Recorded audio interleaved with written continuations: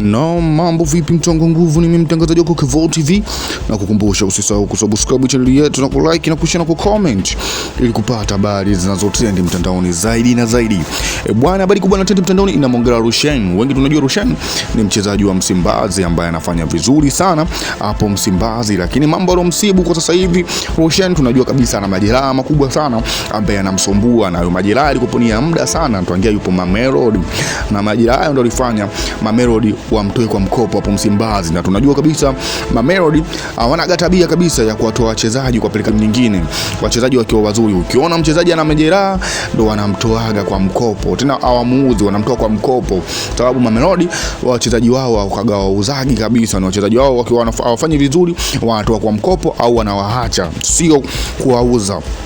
Bwana Rushaine amekuja hapo Msimbazi, alikuwepo, alishapona majeraha yake. Maana Mamelodi kule alikuwa na majeraha, ndo akatolewa kwa mkopo akaja Simba, na hapo Msimbazi amejitonesha, tuseme amepata tena majeraha, na majeraha ndo anamsumbua sana Rushaine, na sasa hivi yupo benchi kwa majeraha yale. Kwa hiyo Rushaine ni mtu ambaye akisema kweli anasumbuliwa na majeraha. Majeraha yamekuwa yanamsonga sana tangia yupo Mamelodi kule, anasumbuliwa sana na majeraha, ndo chanzo cha Mamelodi kumwacha Rushaine kwa kuja Simba kwa mkopo.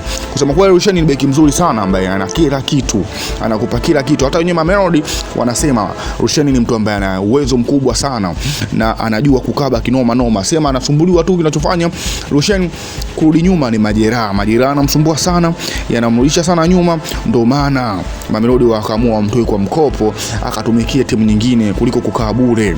Kwa hiyo Rushaine kinachomsumbua sana ni majeraha, na unavyoambiwa sasa hivi bado anasumbuliwa na majeraha kinoma noma. Yupo hapo Msimbazi lakini majeraha ndo anamrudisha nyuma, lakini Simba huyu ni bonge la beki, sema majeraha tu ndo anamsumbua sana.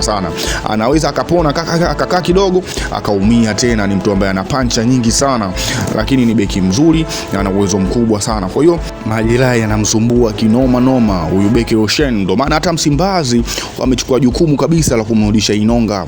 Na Inonga unavyoambiwa yupo Msimbazi, yupo hapa Dar, anaisubiria tu dirisha dogo atambulishwe hapo Msimbazi, kwa sababu wameshamuona Rushaine ni mtu ambaye anasumbuliwa sana na majeraha. Na ninavyoamini kabisa Rushaine angekuwa yupo fiti zaidi, angekuja kucheza pacha pale na Inonga, ingekuwa sana, kwa sababu wote wana uwezo mkubwa sana. Na Inonga mpaka anakuja hapo Msimbazi anarudishwa tena, ujue kabisa kuna mchezaji hapo anaachwa dirisha dogo, kwa sababu hawezi akaja Inonga alafu kuna beki hapo akawepo, kwa sababu beki wa Simba wengi sana wanasumbuliwa na majeraha na watesa sana, ndio maana hata Inonga baka amerudishwa hapo Msimbazi. Kwa hiyo itakuwaje mtu wangu nguvu atujui, na kukumbusha tu mtu wangu nguvu, usisahau kucomment na kulike na kusubscribe channel yetu ili kupata habari zinazotrend mtandaoni zaidi na zaidi. Yangu ni hayo mtu wangu nguvu, asante sana.